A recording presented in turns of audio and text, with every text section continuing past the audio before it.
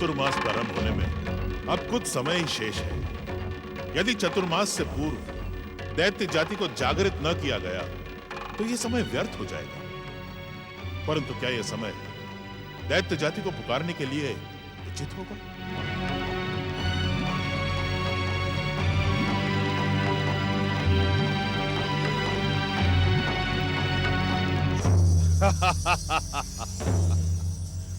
दैत्यों के गुरु शुक्राचार्य उचित और अनुचित की चिंता कब से करने लगे? दैत्य जाति के उज्जवल भविष्य के लिए मुझे उचित अनुचित की चिंता करनी पड़ती है, किंतु तुम्हारी चिंता का परिणाम कभी भी शुभ नहीं होता। दैत्य जाति का उत्थान तुम्हारे द्वारा होता है, किंतु त्रिदेव और त्रिदेवियां उसे समाप्त करने की भूमिका रच देती हैं। और इस समय तो महागणेश ही तुम्हारे शत्रु बने हुए हैं। तुम जिस दैत्य को सफलता के शिखर तक पहुंचाना चाहते हो, महागणेश और उनके अवतार उसे समाप्त कर देते हैं। मैं इस सत्य को जानता हूं, तो महागणेश का विरोध क्यों नहीं करते? परम देव श्री महागणेश का विरोध, ये कैसी मूर्खतापूर्ण बात कर रहे हो तुम? जैसे मूर्खतापूर्ण कार्य तुम कर रहे हो शुक्राचार्य, मेरा कार्य मूर्खतापूर्ण कैसे हो गया? तनिक सोचो शुक्राचार्य। एक ओर तो तुम तामसिक शक्तियों को जगाकर महागणेश के संसार में उपद्रव मचाना चाहते हो, और दूसरी ओर उन्हीं महागणेश के अवतार श्री गणेश के पिता महादेव शिव शंकर की आराधना करने का ढोंग करते हो। क्या तुम्हारा यह कार्य मूर्खतापूर्ण नहीं है? नहीं, शिव की आराधना करना किसी के लिए मूर्खतापूर्ण नहीं हो सकता।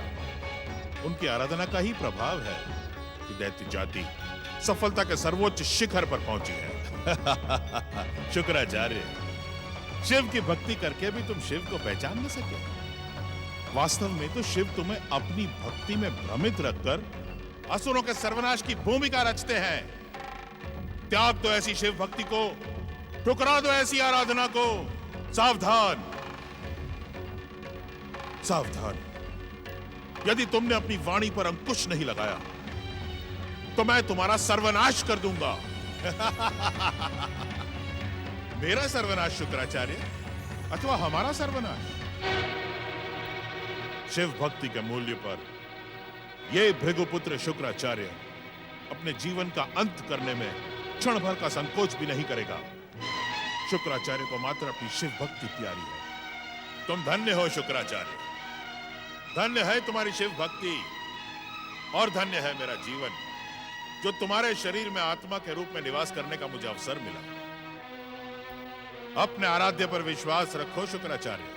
तुम्हारे मन में उठती दुविधा को देखकर मैं तुम्हारी शिव भक्ति की परीक्षा लेने प्रकट हुआ था, किंतु तुम सफल हुए।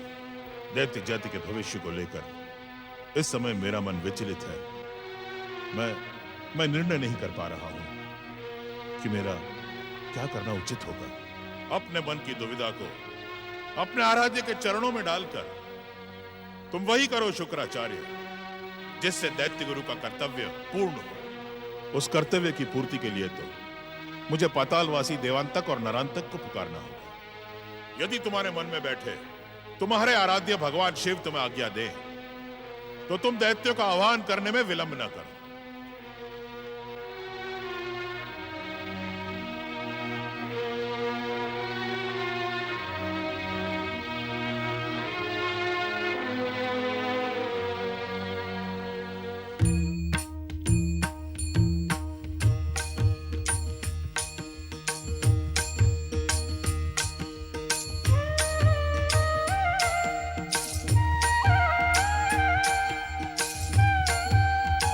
शिव शंकर, आप तो इस शुक्राचार्य के रोम रोम में बसे हुए हैं।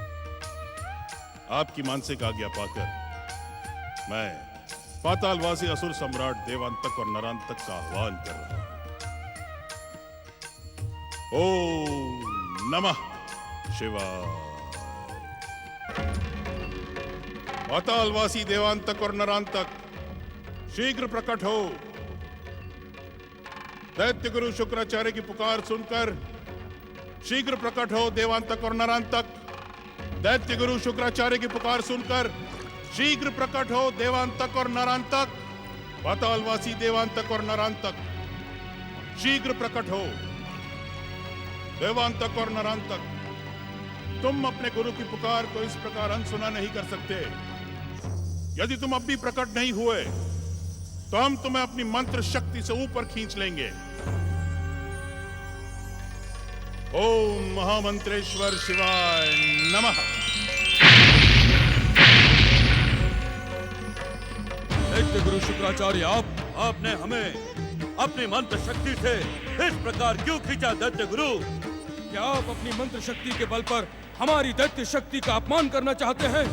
सावधान दैत्य गुरु शुक्राचार्य, अपनी मंत्र शक्ति का भय दिखाकर हमारे क्रोध को जगाने का दुस्साहस ना करें आप।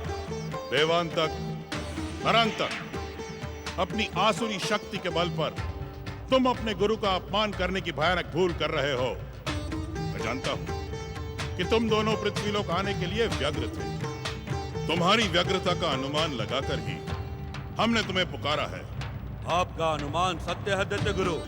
हम दोनों भाई पृथ्वीलोक पहुंचने के लिए व्यग्र थे, परंतु आपकी पुकार सुनकर हम कोई निर्णय नहीं ले पा रहे थे। तभी आपने अपनी मंत्र शक्ति से हमें पृथ्वीलोक खींच लिया। सत्य तो यह है दैत्य गुरु कि दैत्य माता अदिति के व्यवहार ने हमें चिंतित कर दिया था। उन्होंने अचानक हमें पुकारना ही रोक दिया है। उसका कारण यह है देवांतक कि स्वयं हमने दैत्य माता अदिति को तुम दोनों को पुकारने से रोक दिया था। कारण? क्योंकि वो समय तुम्हारा पृथ्वीलोक आने के लिए शुभ नहीं था। तो क्या वो शुभ समय आ गया है? नहीं, वो शुभ अवसर अब भी बहुत दूर है। तो फिर आपने अपनी मंत्र शक्ति के बल पर हमें पृथ्वीलोक पर क्यों खींचा? हम तुम दोनों को कुछ परामर्श देना चाहते हैं। हमारे जैसे बाहुबलियों को आप परामर्श देंगे? बाहुबलियों को आप परामर्श देंगे? जो तुम्हें अपनी मंत्र शक्ति से पृथ्वीलोक पर खींच सकता है, क्या वो तुम्हें परामर्श नहीं दे सकता? देवांतक, नरांतक, परम देव श्री महागणेश के हाथों तुम्हारी मृत्यु पूर्व निश्चित और अटल है। इस बात का संकेत स्वयं श्री महागणेश दे चुके हैं। क्या इस विधान को आप अपनी मंत्र शक्ति से बदल नहीं सकते गुरुदेव? नहीं, परम देव श्री महागणेश त्रिदेव और त्रिदेवियों के विरुद्ध संसार की कोई भी मंत्र शक्ति प्रभावी नहीं हो सकती। हम नहीं जानते दैत्य गुरु शुक्राचार्य, आप हमारे गुरु हैं। किसी भी प्रकार इस संकट से निकलने और इस संसार पर शासन करने का उपाय बताएं।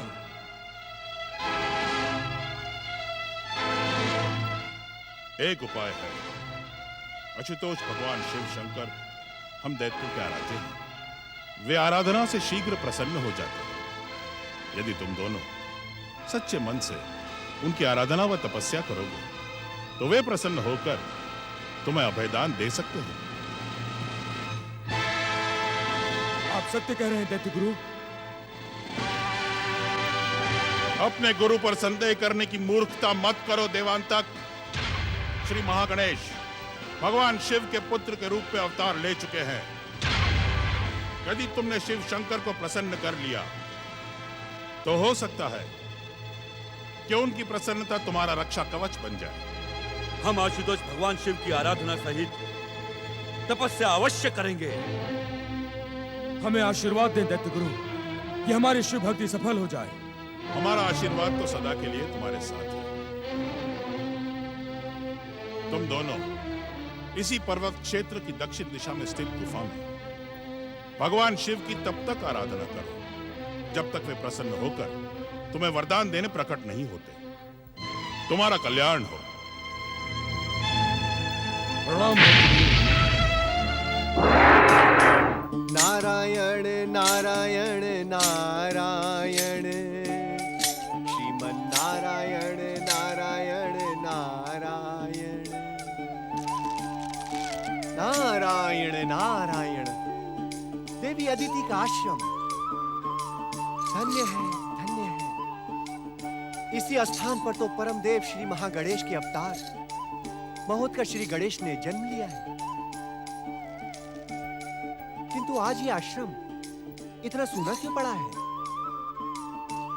नारद, इस बात का पता लगाना होगा। ओम परम देव श्री महागणेशाय नमः। नारायण नारायण।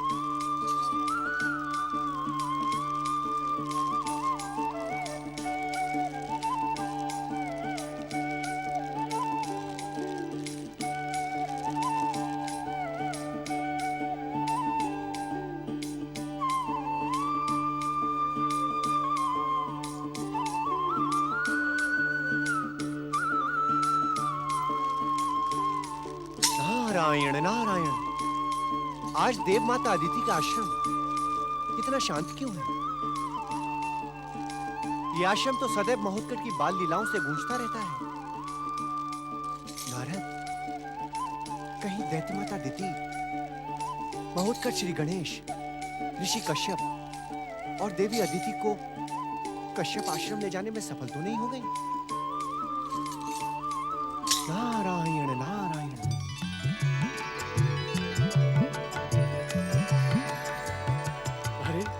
देवर्षि नारद, प्रणाम देवर्षि नारद। अहो भाग्य हमारे कि आप हमारे आश्रम में पधारे। आपका स्वागत है देवर्षि। प्रणाम ऋषिवर। प्रणाम देवी। आप कब पधारे? ये प्रश्न तो मुझे आपसे पूछना चाहिए देवर्षि। नारायण नारायण। देवर्षि, हम जानते हैं कि हमारे स्नान पर जाने के पश्चात ही आप इस आश्रम में पधारे होंगे, परंतु आप किसे खोज रहे थे? भक्त तो अपने भगवान को ही खोजता रहता है देव माता, किंतु आज इस आश्रम में महोत्कच श्री गणेश और उनकी बड़ी माँ देवी दिति नहीं दिखाई पड़ रही। मैं आप सभी को यहाँ ना पाकर सोच रहा था कि कहीं वो आपको कश्यप आश्रम ले जाने में सफल तो नहीं हो गई।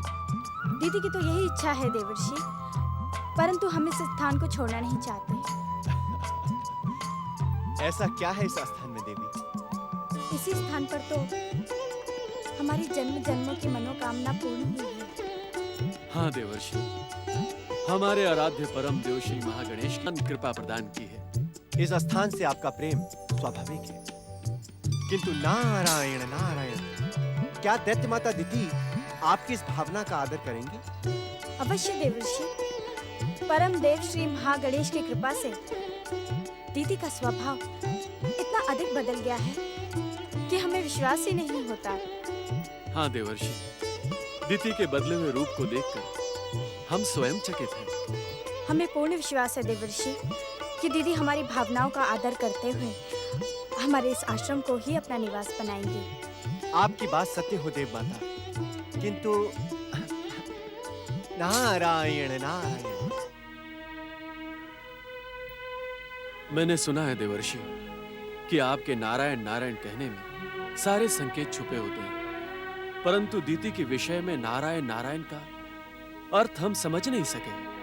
आप मुझे आदर देने के लिए ऐसा कह रहे हैं ऋषिवर, अन्यथा आप जैसे परमदेव श्री महागणेश के भक्त से इस संसार का कौन सा रहस्य छिपा रह सकता है? देवर्षि, हम वास्तव में आपके कहने का अर्थ नहीं समझे। नारायण नारायण। देव माता दिति, ये सत्य है कि श्री महागणेश की कृपा से आपकी बहन देवी दिति के हृदय में परिवर्तन हुआ है, किंतु ये परिवर्तन स्थायी रहे, यही मेरी शुभकामना है। क्या आपको दीदी का स्वभाव पुनः बदल जाने की आशंका है? देवी अदिति, आपकी बहन अर्थात दैत्य माता दिति का स्वभाव किस समय बदल जाए और किस समय क्या कर बैठे, इसका अनुमान किसी के लिए भी लगा पाना असंभव है। नारायण नारायण। स्वामी, देव ऋषि ने हमें दीदी की ओर से सावधान हो जाने का संकेत दे दिया है। मुझे महोत्कच की चिंता है, वो दीदी के साथ ही गया है। चिंतित होकर अपने मन में बसी श्री महागणेश की भक्ति को भ्रमित ना करो अदिति। अपने आराध्य पर विश्वास करो, वे हम पर कभी भी संकट नहीं आने देंगे। परंतु महोत्कट अभी बालक है। हाँ देवी, महोत्कट बालक अवश्य है, परंतु भयानक से भयानक राक्षस को क्षण मात्र में समाप्त करने वाला योद्धा और परम देव श्री महागणेश का अवतार है। देवी, उसकी दिव्य शक्तियों पर विश्वास रखें।